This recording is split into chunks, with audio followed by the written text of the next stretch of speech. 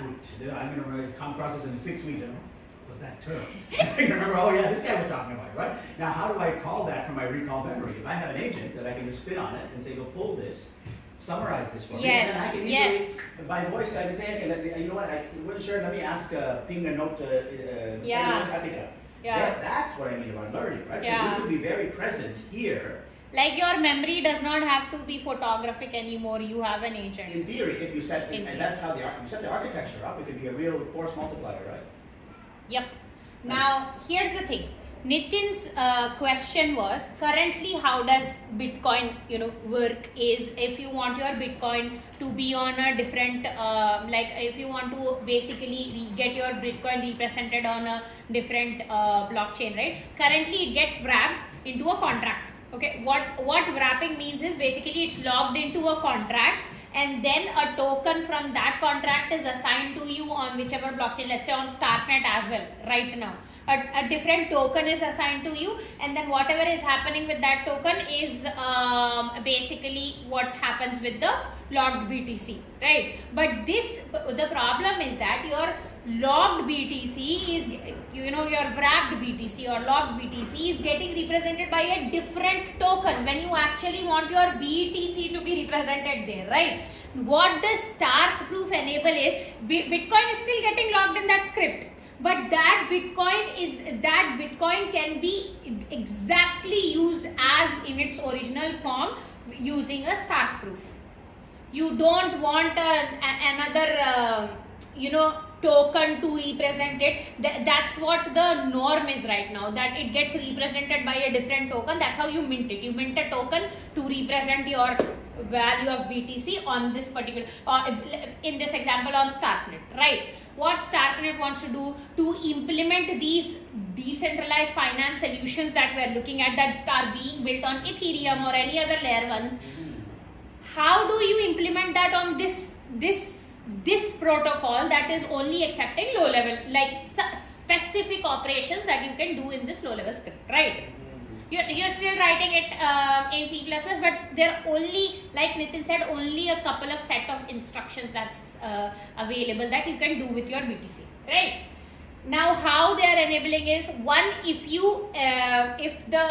a soft fork happens and they enable this script, function in that scripting language, then validating a Stark proof, because remember we talked about how validators using regular computers can prove what a sequencer had generated, right? Validators can, the original essence of the validity proof can be absolutely achieved if opcat was added back to the protocol, right? How you can verify the Stark proof on chain with the Bitcoin script itself. You don't have to learn build a custom virtual machine with taproot scripts just to validate this Stark proof. Okay. But because that's not happening and it requires a soft fork, we do not know a foreseeable future, right? When that might happen. Obviously, you find alternate ways. Now, the other two alternative ways was, one is BitVM and the other is Collider VM. Collider VM is still under heavy development. We do not know how it's going to work. In Collider VM, we are talking about building a custom virtual machine that will, basically a middleman that will navigate between Bitcoin and Starknet. And so that's how the Stark proof would be sent to Bitcoin but verified on Collider VM, and then you generate validity proof. BitVM, the one that's the closest to execution right now, is making Stark proof work like a fraud proof.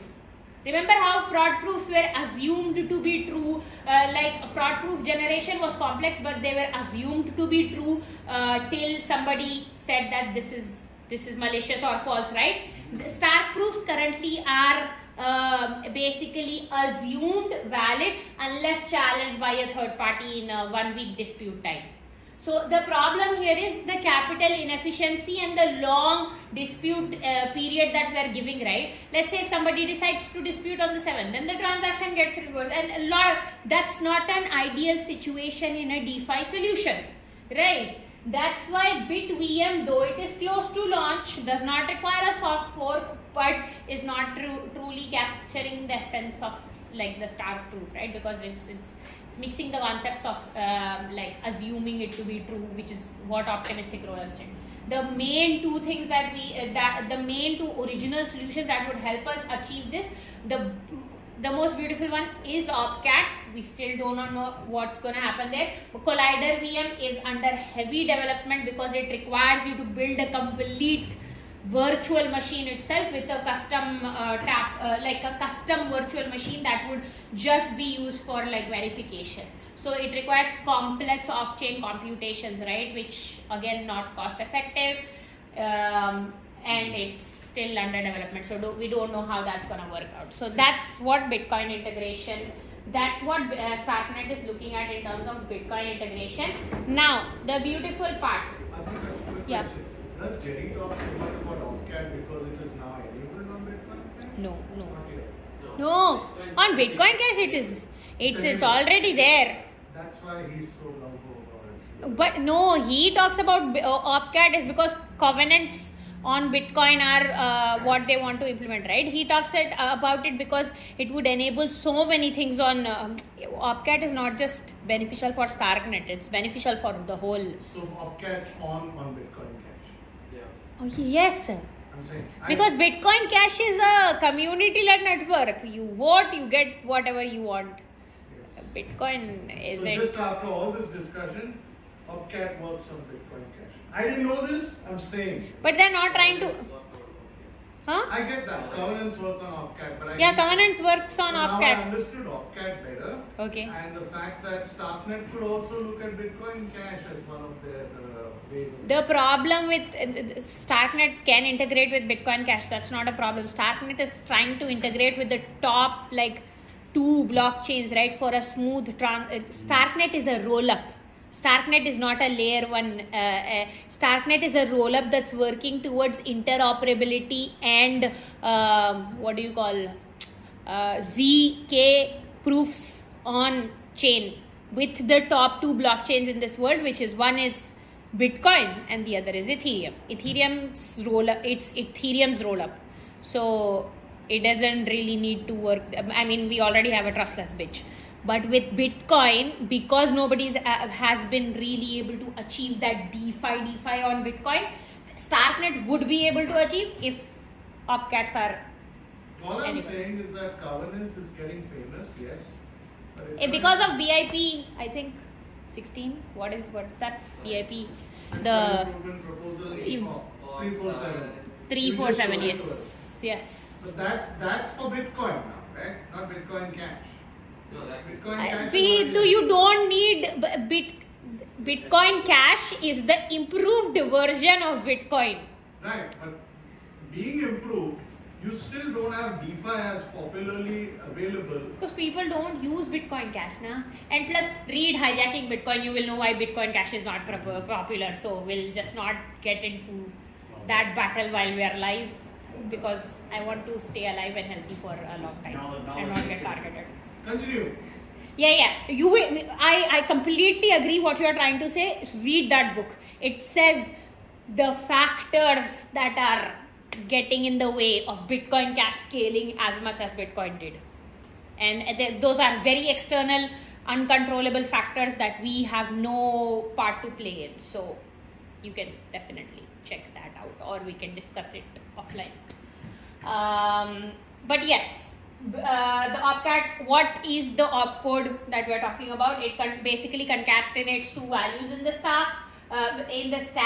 It's so basically fitting a Stark proof is one of its use case, and because we are able to fit a Stark proof, then Bitcoin script would immediately be able to verify it.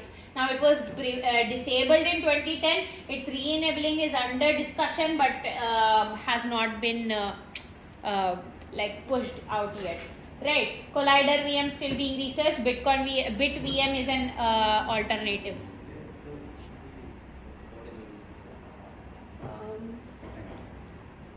Wait, where is my mouse? We call it quantum care. So now Now here's the thing. Since we are saying that OpCat will enable and enhance this process in the most beautiful way possible, a lot of people are actually doing full demo of on-chain verification of a Stark proof on Bitcoin's forks where they have enabled OpCat. Right. So in fact, Starkware is ready to sponsor your research if they actually put in $1 million fund to sponsor any research that will basically, so it's seeking to fund proposals that present novel research projects regarding the OpCat activation on Bitcoin, right? And its topics of interest are how the security implications of OpCat activation would work, what's the economic implications. So what they want to do is they want to fund your research where you prove that OpCat on Bitcoin is safe and secure. That's it. Just that proof. Just by this discussion I've understood so much, but from my knowledge I'll tell you this, OpCat is not happening on Bitcoin and Stark is better looking at cash. Bitcoin Cash is the single most undervalued coin and this has nothing to do with Jerry. Okay, went up by 20% last year, everything else. And I'm not talking about this. Wait, who said it had anything to do with Jerry? Bitcoin Cash is the real cryptocurrency. Jerry just keeps promoting it, that's all. You guys are with me, but when it comes to making money, take a chance. You just buy it for 10 or 20, and when BlackRock has a Bitcoin Cash ETF, you're going to watch your How much is Bitcoin Cash? I am going to stop this recording for some time No, because that discussion is not supposed to be live. Sorry guys. So, Who's the one person? anyways, I'm just now going to show you guys the demo of how this works. Is that a screenshot or a video on slide 15? This one, it's a screenshot right now, but there's a video by this guy. So I do have a question for, actually it will probably be you Nitin to answer it. So when we decided about this coin-based transaction being the reward plus all of the mining fees that goes to the one who You wanted to take a picture of this? No, it's okay. who mines the block. Let's just assume there is a mempool, and in that mempool we've got all these transactions waiting to be mined. Is it that after that particular guy gets the norms, he picks and chooses what to put in the forest? Well, I used to code like 30 years back. Right. Say it's discovered now. I found it. Some of the Now foundations. do I get to pick and choose? I used to who's be the mempool? coded basic. Like You need how to far I pick the go back. transaction, put it 1980s. in your 84. block template, And then you find the node. Got it. So now I was just wondering how lucky those miners are if they're getting to choose it from the mempool after they find it. You know why they call it the They map? can cherry pick the transaction, but Before they find the nodes. Yeah. Okay, got it.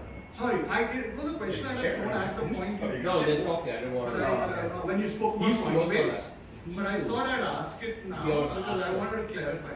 What? So the question was, is it that a miner who gets the norms then gets to cherry pick what transactions to No. include in the block? No. He just said you first Pick create the that transactions, and create then the block, check and the then norms. checks for That was them. my question. I was like, Hmm. wow, imagine the power you get because now No, you now because you have the nonce, then you can no that would have been actually crazy In that block Few days back. template, you can cherry pick the I have an transaction. Apple tree. before the nonce. The Macintosh You Apple. can do that.